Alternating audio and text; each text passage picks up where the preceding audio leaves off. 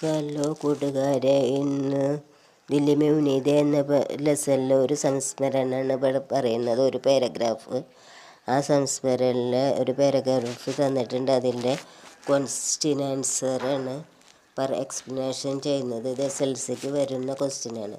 അപ്പോൾ ക്വസ്റ്റ്യൻ നോക്കാം. संस्मरण का निम्नलिखित अंश पढ़कर प्रश्नों के उत्तर लिखे. സംസ്മരൻ്റെ താഴെ കൊടുത്തിട്ടുള്ള അംശം വായിച്ചിട്ട് താഴെ കൊടുത്തിട്ടുള്ള ക്വസ്റ്റ്യന് ഉത്തരം എഴുതുക. അപ്പോൾ ക്വസ്റ്റ്യൻ നോക്കാം.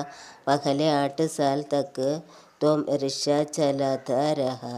അതായത് ആദ്യം 8 വർഷം വരെ റിക്ഷ ഓടിച്ചുകൊണ്ടിരുന്നു. ചാന്ദിനി ചൗക്ക് ചാന്ദിനി ചൗക്ക് തെരുവിലും. फिर एक बहुत दयालु अमीर आदमी से मुलाकात हो गई.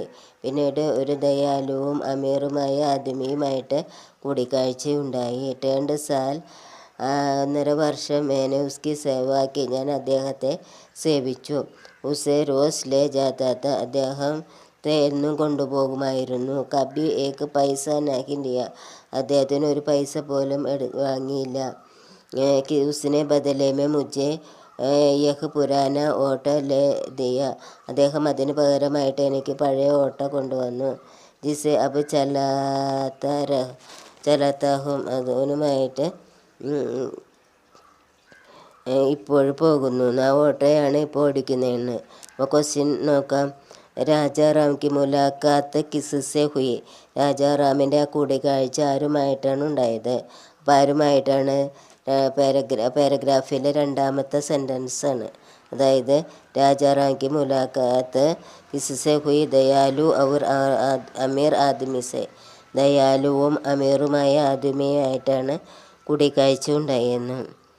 അടുത്തത് പ്രശ്നം 2. രാജാറാം 8 साल तक കഹാം വൃക്ഷ ചലാത്ത രഹ, രാജാറാം 8 വർഷം വരെ എവിടെയാണ് റിക്ഷ ഓടിച്ചുകൊണ്ടിരുന്നത്?